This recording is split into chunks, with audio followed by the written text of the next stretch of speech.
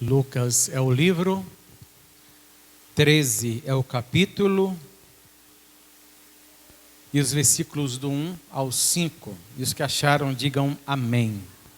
Assim diz a palavra do Todo-Poderoso. E naquele mesmo tempo, estavam presentes ali alguns que falavam dos galileus, cujo sangue Pilatos misturou ao sangue dos sacrifícios. E respondendo-lhe Jesus: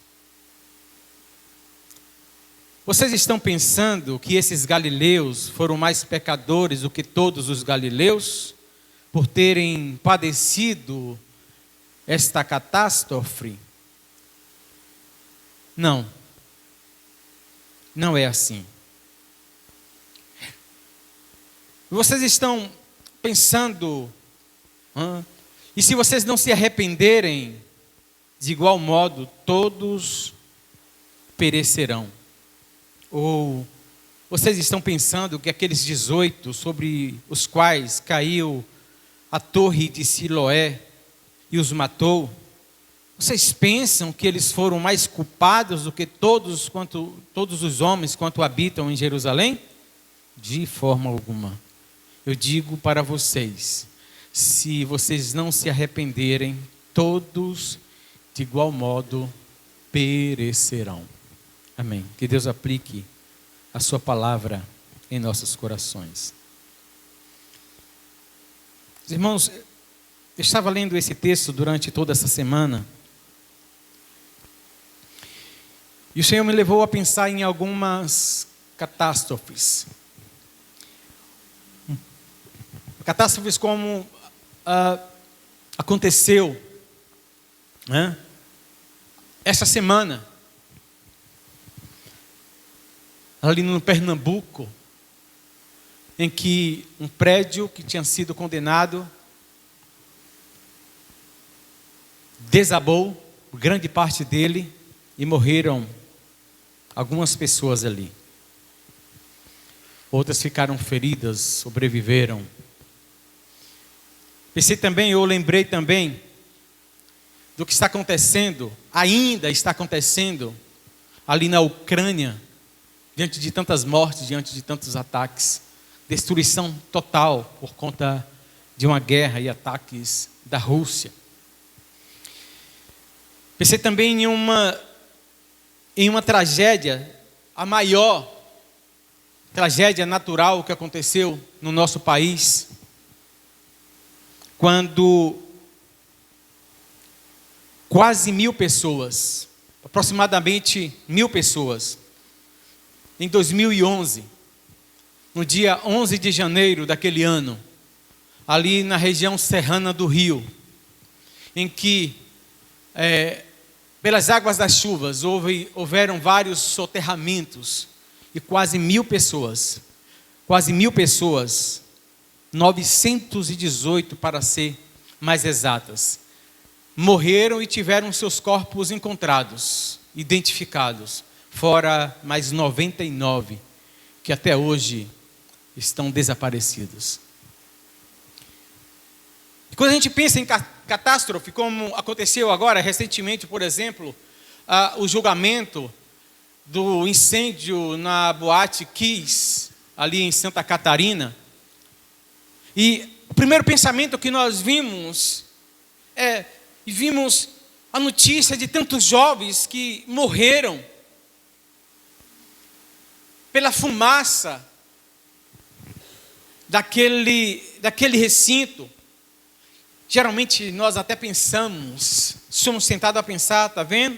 Se estivesse na casa do Senhor, se não estivesse ali, está vendo?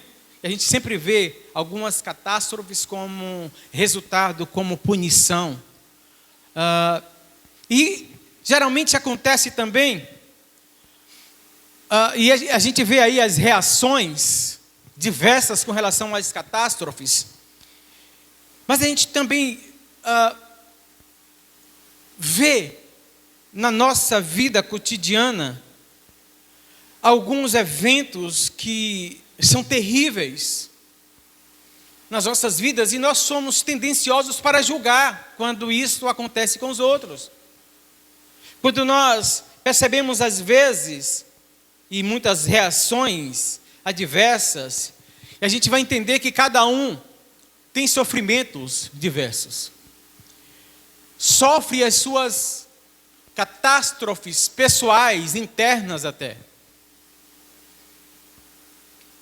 Olhe para uma pessoa que de repente foi diagnosticada com um câncer, inesperadamente, em estado grave, em um nível muito grave, e até mesmo os médicos já desenganaram e dizem que é um estado terminal.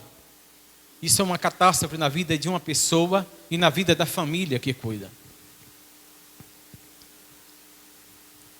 Catástrofes emocionais, de pessoas que estão tão profundamente feridas, estão tão imbuídas em sofrimentos, angústias, diante de dores, que ainda que emocionais, tem manifestações tão profundas que a dor da alma é sentida no próprio corpo. Isso é catástrofe terrível. Catástrofes ou sofrimentos diante de perdas. Agora, recentemente, nós comunicamos até a igreja de um contemporâneo, um amigo nosso, lá no Mato Grosso, que estava vindo pregar em uma das igrejas, e o carro com ele, a mulher, os 2 filhos, em uma estava fazendo ultrapassagem, estava em muita velocidade, é verdade, e fez, então, a água, estava chovendo bastante, sofreu uma aquaplanagem, o carro rodou e bateu de frente com um carro, um caminhão de boi. E aquele carro foi totalmente destruído, ao ponto de, até outro dia, não tinha conseguido achar todas as partes do corpo. Terrível para aquela família. Aquela notícia chegou. Ele era pastor, pastoreava, era genro do pastor. O pastor perdeu a filha, um outro pastor perdeu uma filha, os netos e o genro. Terrível, terrível. E diante das catástrofes, existem diversas reações. As reações pessoais, e a gente começa a fazer alguns questionamentos. O que é que eu fiz para merecer isso? Onde é que Deus está? Que Deus é esse que permite que isso aconteça? Como é que Deus permite que o servo dele, que estava indo fazer a obra dele, bata de frente com o carro e destrua toda a família? O que é que eu fiz? Onde foi que eu errei? Eu sou servo do Senhor. Por que eu estou passando por isto? Quando também tem aqueles que necessariamente não estão sofrendo as catástrofes, mas quando percebe alguém, sentem-se total indiferença, como em um acidente, em um tombamento de uma carreta com a carga, ao invés de socorrer, de amparar, de se preocupar com o motorista, quando não estão filmando para ver e registrar e ter aquele momento, eu fui o primeiro a registrar, estão roubando a carga. Outros que diz, está vendo? Aí ó, não vigiou, está vendo o que aconteceu? Então, são diversos. O que é que ele fez para merecer isso? Olha, está vendo, isso é castigo de Deus. Se levantou, como aconteceu com aquele jornalista, Bouchard, que sofreu um acidente de helicóptero e morreu. E vários crentes postando, está vendo, era era contra Deus, não cria em Deus, perseguia e falava contra os homens de Deus. Está vendo aí, castigo de Deus? Que Deus é esse, irmãos? Então, diversas manifestações. Esse texto é maravilhoso, porque nós iremos ver Jesus fazendo uma correção e nos ensinando através das catástrofes. Jesus nos educando através desses momentos difíceis, através das dores. Então, Jesus está com a multidão, e eu queria voltar um pouquinho, desde o capítulo 11, em que Jesus está fazendo milagres, Jesus está instruindo, Jesus está orientando os seus discípulos, e ao mesmo tempo educando e falando, e chamando ao arrependimento todos, não somente os discípulos, mas todos aqueles que estavam ali. Estava através dos discípulos, através do ensino aos discípulos, ensinando as multidões. Nós já temos falado isso aqui. E em dado momento, no capítulo 12 especificamente, alguém levanta e pede que Jesus dê uma de juiz, para fazer juízo, para julgar a sua causa, fazendo com que o seu irmão, ordenando que o seu irmão dividisse consigo a herança que era de ambos. E Jesus então vai falar: olha, não, eu não sou esse tipo de juiz, não é esse tipo de julgamento que eu vim fazer. Então, a partir daí, Jesus vai falar sobre tudo, que julgamento ele está trazendo. Então, o contexto todo aqui, essa narrativa de Lucas é para falar que o Senhor veio sim trazer um julgamento. Ele veio cumprir toda a lei, mas ele também vai falar do acerto de conta final, do julgamento final, do julgamento diante de Deus. E ele chega a dizer que ele veio e vai haver um julgamento em que o fogo já está sendo aceso, e ele tem pressa que isso aconteça, porque entre esse julgamento e aquele momento que ele estava vivendo, ele tinha que passar por um processo de julgamento por causa de nós. E ele disse que ele iria ser julgado, ele iria morrer, e ele disse então que convinha que isso acontecesse, e que isso acontecesse logo, porque então viria o julgamento final e a redenção final de todas as coisas e restauração. Então Jesus vai chamar atenção para o julgamento, e a partir do capítulo 12, e tudo que Jesus está ensinando está apontando de maneira escatológica para a vinda do Senhor e para o julgamento que haverá. E aqui, então, o texto começa dizendo justamente que o Senhor... Lucas começa dizendo ali: naquele mesmo tempo, Jesus está falando sobre os sinais dos tempos, Jesus está falando sobre esse julgamento, Jesus está falando sobre a vigilância. Foi isso que nós pregamos, aliás, na semana passada. Vigia. Jesus está falando sobre tudo isso para mostrar que a vinda do Senhor iria acontecer, que o acerto de conta final viria. E como é que deveriam se comportar? E alguém então chega de novo, interrompe Jesus. Vêm algumas pessoas e trazem a notícia para Jesus: olha, Senhor, foi julgamento de Deus? Eu estou parafraseando o texto. Foi julgamento de Deus o que aconteceu com os galileus? Deixa eu falar um pouquinho dessas duas catástrofes de que Jesus está se referindo. A primeira fala desses galileus que eram chamados assim revolucionários, que não aceitavam o fato de Roma estar subjugando os judeus, e que tinha uma revolta muito grande contra, e eles eram um certo grupo que se revoltava e agia, representando Israel, a Palestina, contra a tirania de Roma. E aconteceu algo especial, em que Pilatos estava construindo uma espécie de túnel para trazer água, abastecendo Jerusalém. E, para tanto, de uma maneira irregular, de uma maneira imprópria, ele havia usado dinheiro e utensílios do templo de Israel. Corrupção.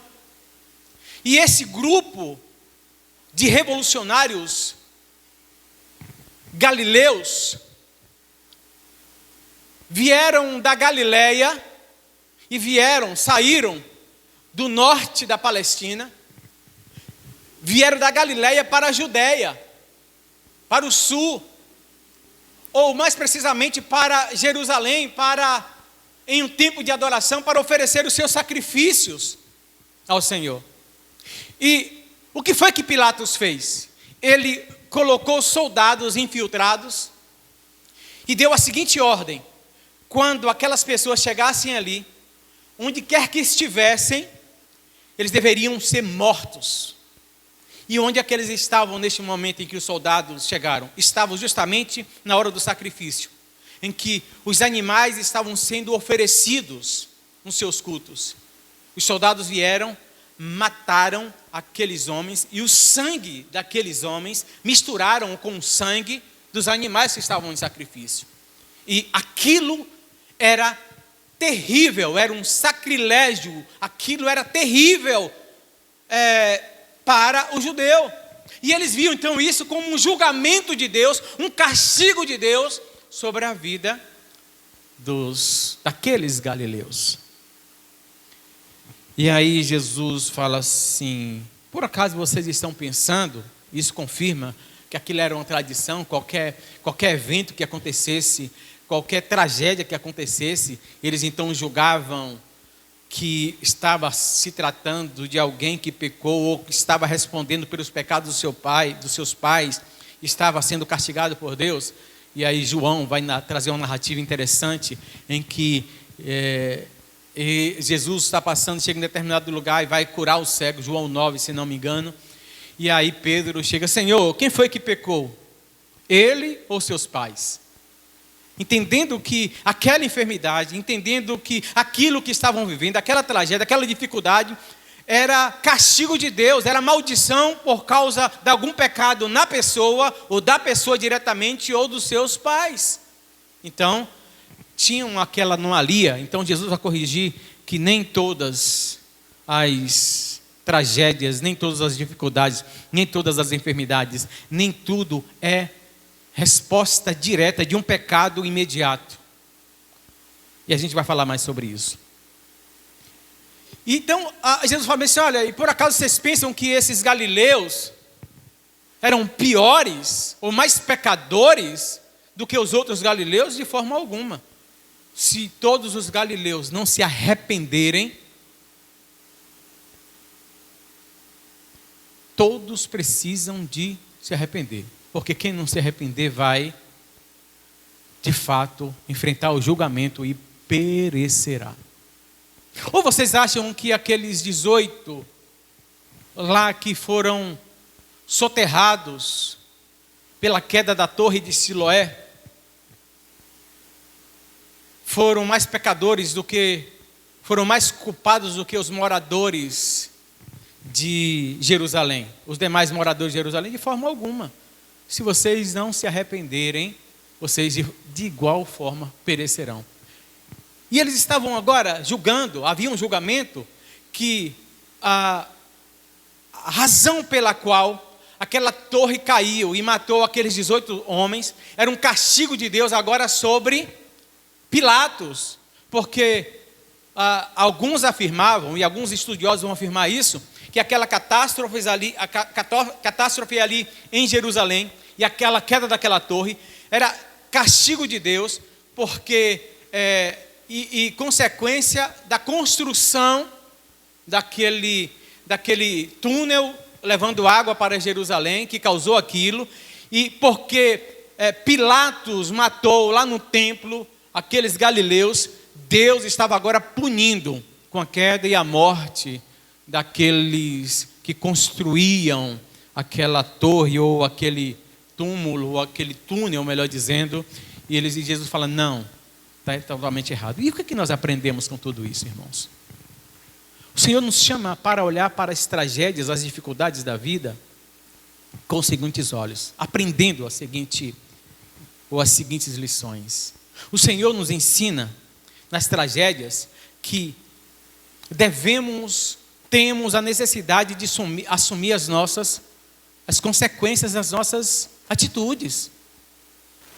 Nós precisamos assumir as consequências da nossa atitude. O que nós estamos aprendendo aqui com esse texto é que Herodes, ou digo Pilatos, ele foi determinado para ser governador na Judéia. Não foi para fazer o mal para aquelas pessoas, para ser cruel para aquelas pessoas, para agir com violência, com maldade. Ele não foi instituído governador daquela província, daquela região, para massacrar e destruir e matar as pessoas, trazer o mal sobre as pessoas. Pelo contrário, ele foi constituído como líder, como governador, como governante para trazer o bem para aquelas pessoas e não trazer o mal. Só que ele não entende a responsabilidade dele. E ele não age conforme a sua responsabilidade. E aplicando isso à nossa vida, quando nós dizemos que nós devemos aprender com as tragédias, que nós devemos assumir as responsabilidades das nossas escolhas. Que podem vir sim, tragédias na nossa vida, e elas necessariamente não é castigo de Deus, mas nós precisamos olhar para elas e ver, entender e precisamos assumir, temos a necessidade de assumir a responsabilidade, a nossa responsabilidade diante de tudo. Como assim, pastor? Eu tenho que entender que se eu tenho um carro, ele precisa de cuidados, ele precisa de revisão. Se eu vou tentar uma viagem, eu preciso fazer uma revisão do carro. Eu preciso ter atenção ao dirigir e dirigir com responsabilidade. Ou como diz um dos pontos lá de quem vai fazer uma autoescola, uma direção defensiva, já prevendo o acidente, já prevendo a ação errada do outro. Então eu não posso entrar num carro e sair desesperadamente a 200 km por hora. Ainda mais se o tempo estiver chovendo. Então, é a minha responsabilidade. Eu posso evitar aquela tragédia. É minha responsabilidade cuidar da minha saúde. É minha responsabilidade fazer exames para ver como está. É minha responsabilidade cuidar das minhas emoções, das minhas afetividades. Porque senão eu vou sofrer. Porque senão eu vou adoecer. Porque senão, de repente, quando eu descobrir aquela enfermidade, está num estado grave. Eu não posso achar que isto agora é um castigo de Deus, que essa enfermidade, que essa tragédia que eu estou enfrentando na minha vida ou na minha família, seja um castigo de Deus. Não, eu preciso pensar, quando eu ver uma tragédia, eu preciso pensar e entender que é preciso e que eu tenho responsabilidades. A gente fala daquelas tragédias que nós falamos aqui. Na Boate Kiss, quantas irresponsabilidades houveram ali? Um lugar que só tinha um lugar para entrar e sair, todo fechado, de material totalmente inflamável e tóxico, que ainda foram usar fogos de artifício e um teto muito baixo, de espuma, que pegou fogo e alastrou rapidamente. As pessoas, a maioria das pessoas não morreram queimadas, morreram intoxicadas com aquela fumaça. Irresponsabilidade. Não foi Deus que castigou aquelas pessoas, mas elas sofreram por não assumir as responsabilidades, principalmente dos organizadores do evento, o dono daquele recinto. Então, nós devemos olhar, o que Jesus está tentando dizer, ensinando, é que quando olharmos para as tragédias, as dificuldades, nós devemos aprender que precisamos assumir as responsabilidades das nossas decisões, das nossas ações. E eu vou enfatizar outra vez, eu preciso enfatizar aqui. eu tenho que ter responsabilidade ao pegar um carro para sair. Acontece, inesperados acontecem. Acidentes acontecem. A gente às vezes está tudo certo, mas vem um irresponsável de lá e provoca o acidente. Mas eu tenho que fazer a minha parte, eu tenho que ser responsável. Eu preciso entender que esse corpo, essa matéria, ela está sujeita ao tempo, às limitações, a enfermidades. E se eu não me alimento bem, se eu não cuido da minha saúde, se eu não estou nem aí, daqui a pouco eu tenho uma doença, eu desenvolvo uma doença que ela é silenciosa e de repente dá um infarto e morre. Porque eu não cuidei da minha alimentação e a minha pressão está lá em cima e eu nem sei. E talvez alguém vai dizer, estava tão bem, estava com saúde, será que estava? Está cuidando, está investigando, está olhando?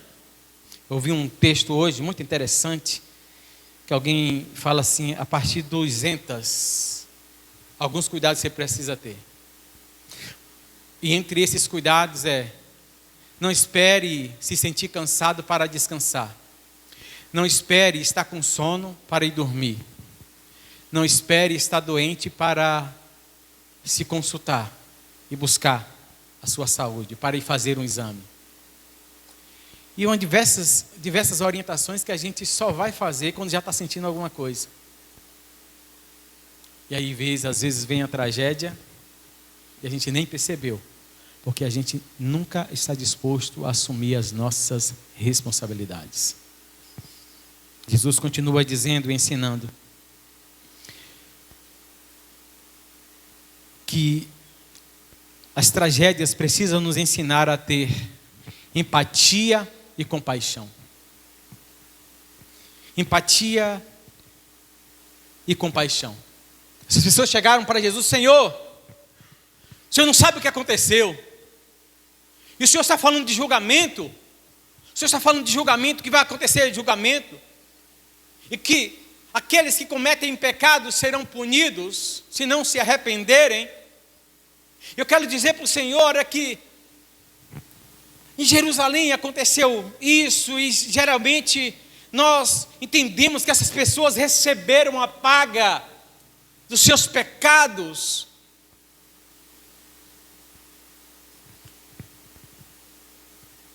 E isso machuca demais. Imagine, pastor Clodoaldo chegar naquela família do pastor, do colega que eu falei aqui, e dizer para ele também, olha onde o ponteiro do velocímetro parou, a 150 km por hora. Está vendo aí? Imagine eu falar isso para a família. A família já está ferida. A família já está machucada. A família já está sofrendo uma dor terrível. Lembra de Jó? Diante de todas as suas perdas, seus amigos então chegaram para ele, rapaz, fala logo o que você fez, confessa logo o seu pecado, rapaz, se converte, será que você não está vendo o que está acontecendo na sua vida? Até quando você vai ficar assim? Paráfrase minha. E Jó então entende que ele é digno daquilo, sim, mas o julgamento, e Deus vai tratar com esses amigos que na verdade não tinha empatia, não tinha compaixão. E diante das tragédias, irmãos, nós vemos muito, e ainda mais nessa era de tudo, as pessoas querem filmar, tudo querem filmar, está com o celular em cima para fazer aquele registro, para ser o primeiro, para dar aquele furo de reportagem, para ser o primeiro e não tem um mínimo de empatia.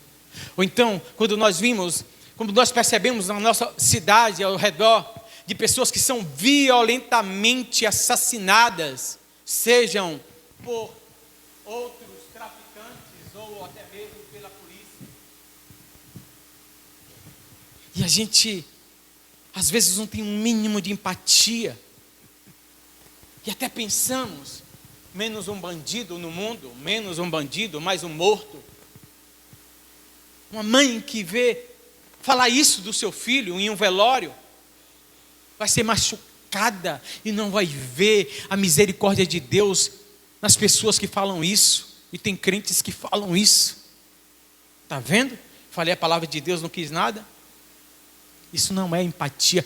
A gente deve ter muito cuidado como for dar diante ou lidar com a pessoa que está sofrendo por alguma coisa, que está sofrendo de alguma forma, por alguma perda.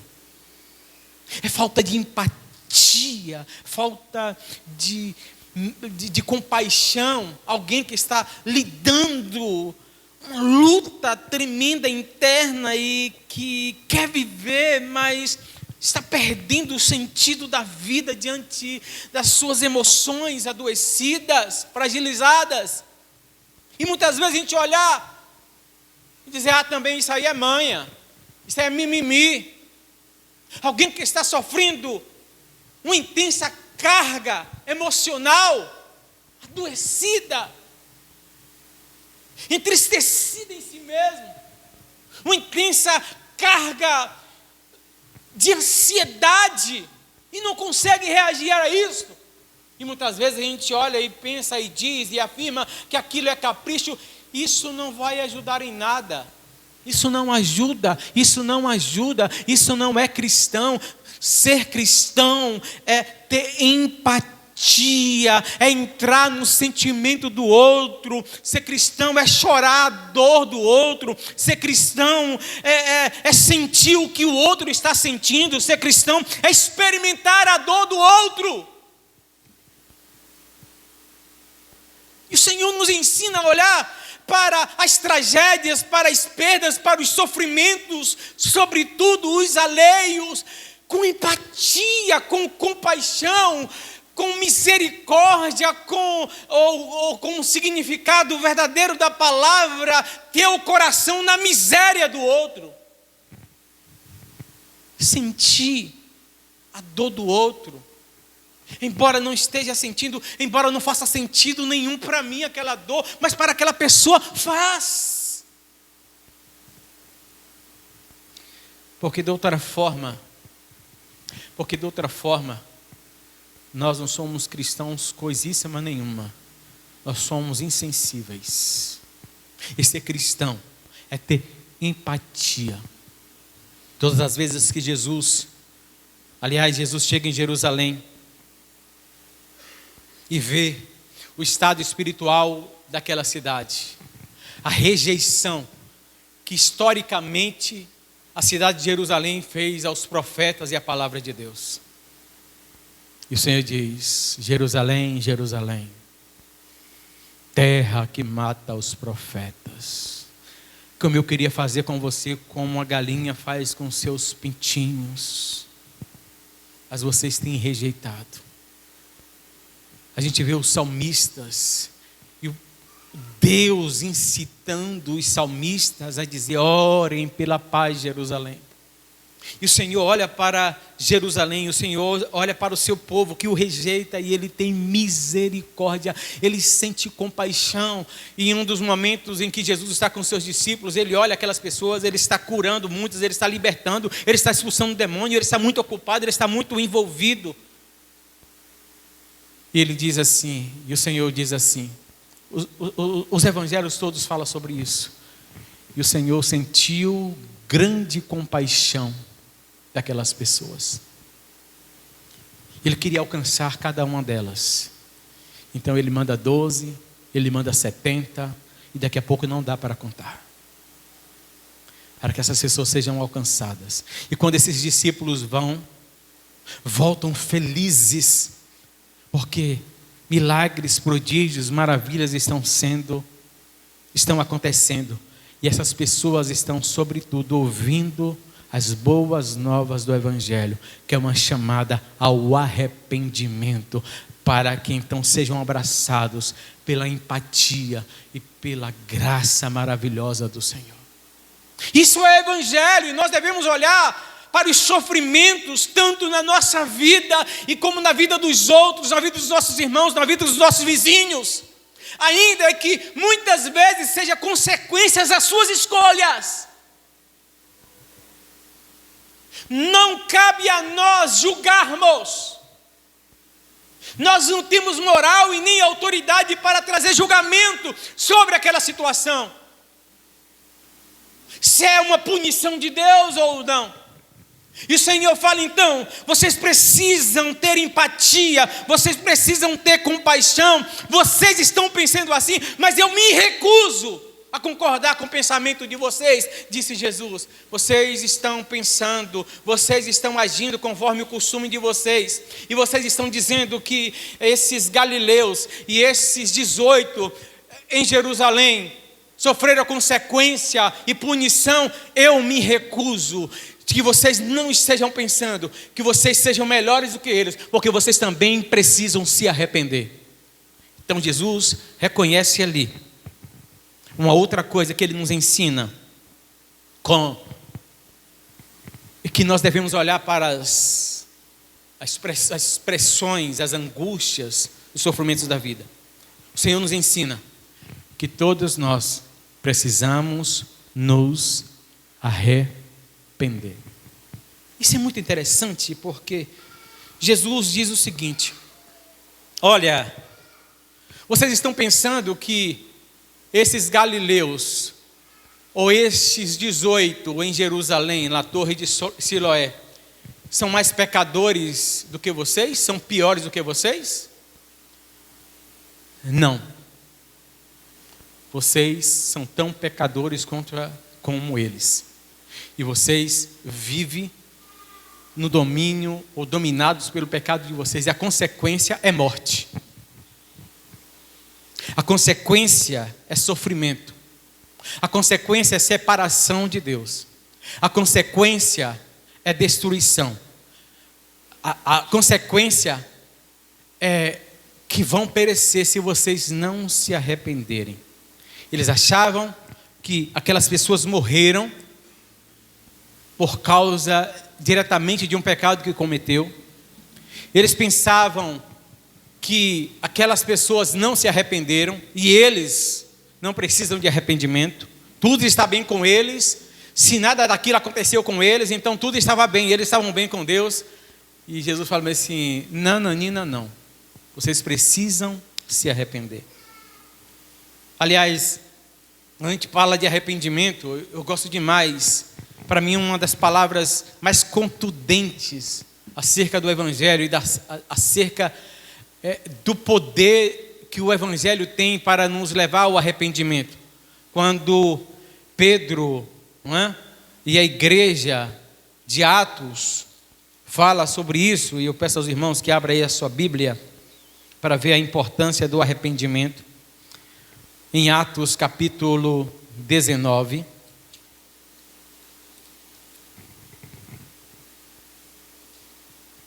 Atos 19.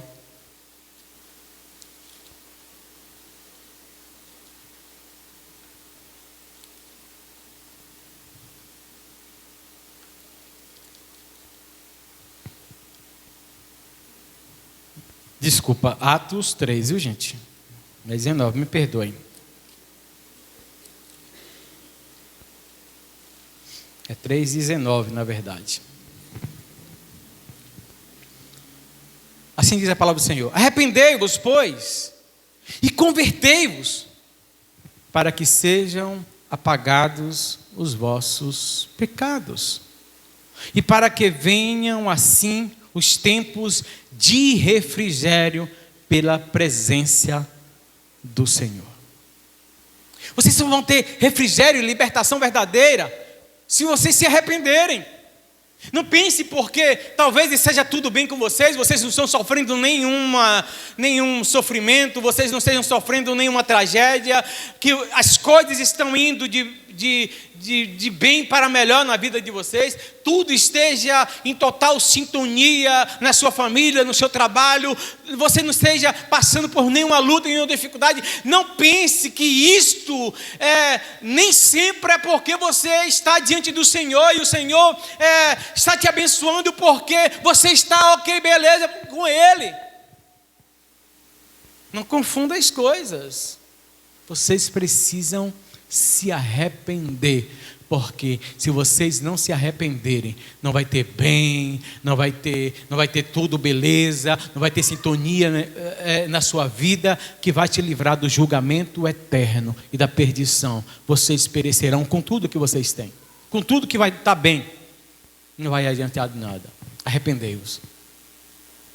Embora Jesus esteja dizendo que necessariamente aquele sofrimento, aquelas tragédias que aquelas pessoas sofreram, não tenha sido necessariamente um resultado direto de algum pecado ou um castigo de Deus na vida deles, Jesus está dizendo que todos nós estamos sujeitos às catástrofes, aos sofrimentos e às perdas por causa do pecado. Do pecado. O Senhor criou na mais perfeita qualidade todas as coisas. O Senhor nos criou em santidade. Mas o pecado de Adão e Eva, o pecado da humanidade, adoeceu, inclusive a terra, a humanidade. Mas o Senhor veio definitivamente e resolveu o problema do pecado. Enquanto nós estivermos aqui, nós iremos ter tragédias, nós iremos ter manifestações e tragédias naturais da natureza, nós iremos ter enfermidades, nós iremos ter dores, perdas, angústias, sofrimentos, e isso é por causa da terra adoecida pelo pecado. Mas o Senhor já providenciou a redenção e a restauração de todas as coisas, e é em Cristo, na sua morte e ressurreição e na sua vinda. E ele vai dizer através do apóstolo Paulo, dizendo que agora não há mais nenhuma condenação para aqueles que estão em Cristo Jesus. Mas ele vai falar também desse tempo de arrependimento, e também nos ensina que nós precisamos dessa graça que restaura.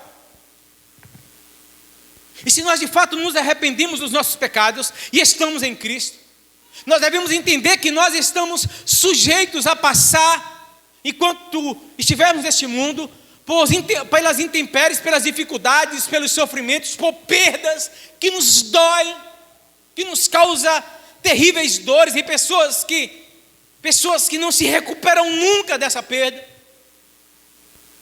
como muitas mães, como muitos pais, como muitos filhos, que não conseguem, e que entraram, por exemplo, em um sofrimento, e parece que esse sofrimento não passa nunca.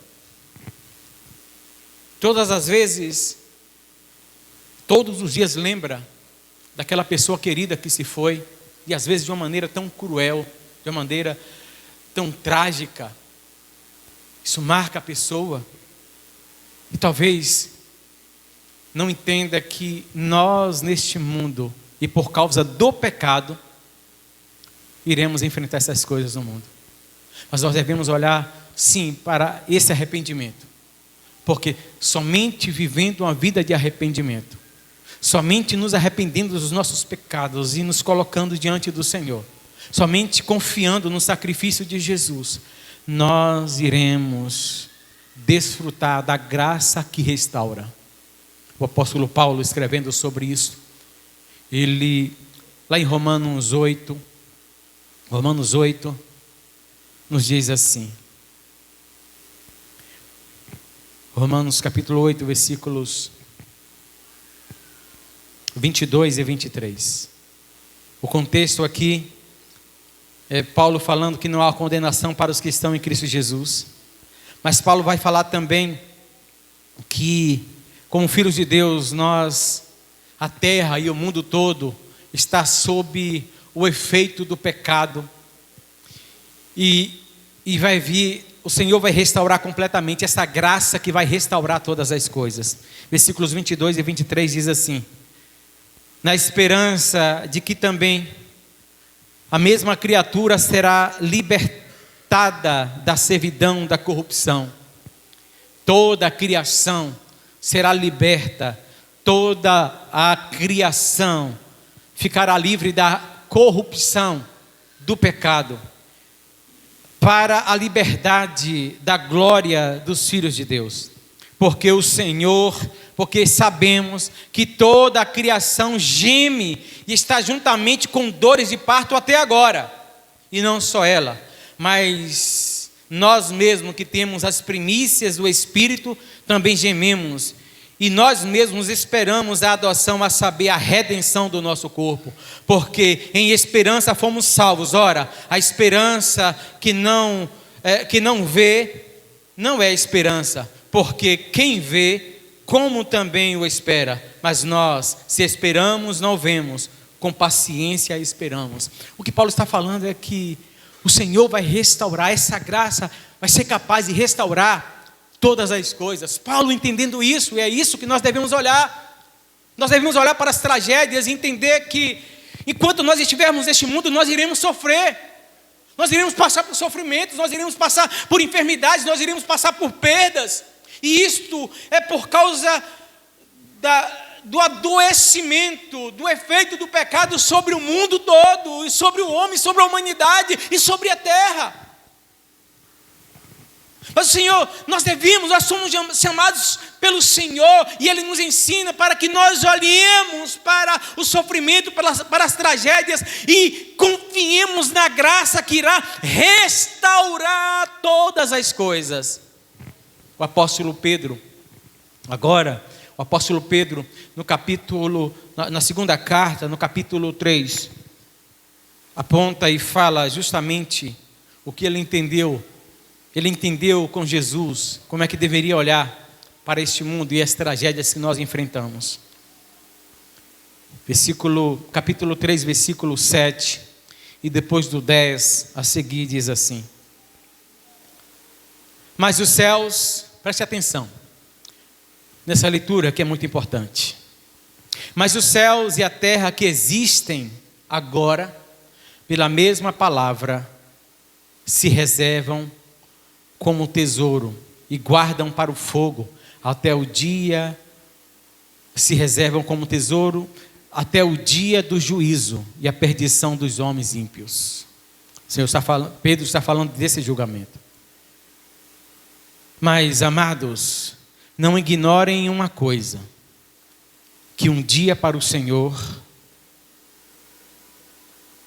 é como 1000 anos, e 1000 anos como um dia. O Senhor não retarda a sua promessa, ainda que alguns a tenham por tardia, mas Ele é longânimo para convosco, não querendo que alguns se percam, senão que todos venham a arrepender-se. Mas o dia do Senhor virá como ladrão, versículo 10, no qual os céus passarão com grande estrondo, os elementos ardendo se desfarão, e a terra e as obras que nela há se queimarão. Havendo, pois, de perecer todas as coisas, que as pessoas vos convém ser santos no trato e piedade, aguardando e apressando-se para a vinda do dia de Deus, em que os céus em fogo se desfarão e os elementos ardendo se fundirão.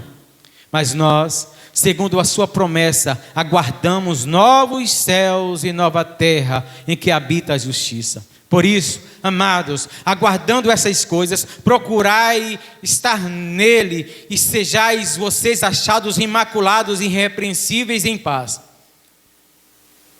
Deixa eu explicar esse texto. Esse texto é justamente o que o Senhor está nos ensinando, como é que nós devemos olhar para as tragédias e para o sofrimento.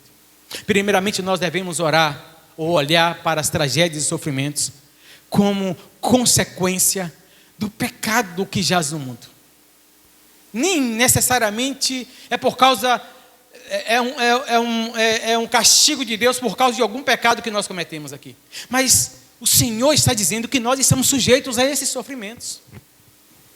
Porque essa terra, a natureza está adoecida pelo pecado. A humanidade está adoecida pelo pecado. E nós, enquanto estivermos aqui, embora não sejamos mais deste mundo, enquanto nós estivermos nele, nós sofreremos. Mas o Senhor está dizendo que vai vir o julgamento e vai vir o dia em que o Senhor vai desfazer tudo isto. A terra, esses céus que agora existem serão desfeitos. E com isso ele está dizendo que aquilo que é limitação, aquilo que é sofrimento, aquilo que é dor, aquilo que é enfermidade, serão queimados, serão destruídos. E ele fará novos céus e nova terra. Ele irá restaurar.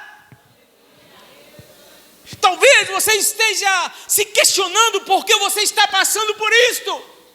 Porque esse sofrimento te sobreveio. Até quando vai durar isto? Até quando vai durar essa dor? Até quando vai durar esse sofrimento? Até quando? Até quando? Talvez você esteja como um salmista perguntando: até quando, Senhor?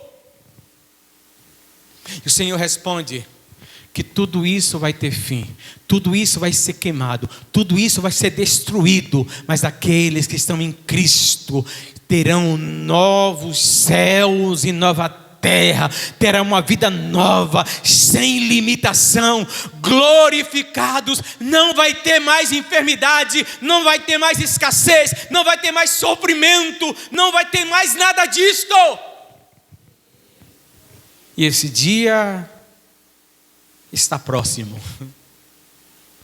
Por isso o apóstolo Pedro escreve: veja que porque tudo isso está acontecendo, e tudo isso que vai acontecer, andem em conformidade com Deus. Aprendam a viver e a confiar nessa graça restauradora. Eu queria que você pensasse agora, colocasse em pé. Eu queria que você pensasse agora, quem sabe, na enfermidade que está cansando e destruindo o teu corpo, tirando o teu vigor, a tua força. Eu queria que você pensasse no sofrimento que você tem vivido e que tem consumido os seus dias e te incomoda, te faz sofrer. Eu queria que você olhasse, quem sabe, para o seu estado de espírito, as suas emoções, e isso que está te entristecendo profundamente. Tudo isso vai ser consumido, dissolvido, tudo isso vai ser queimado. Todo este mundo, toda a terra e todas as suas obras serão destruídas. Aquilo que é limitação para você hoje, você em Cristo Jesus, quando você olha para Ele, você sabe, você tem certeza que isto é passageiro e que você receberá, você já recebeu, aliás, essa graça que restaura, e o Senhor vai restaurar inclusive o teu corpo, glorificando. E a gente canta: morte e choro, nunca mais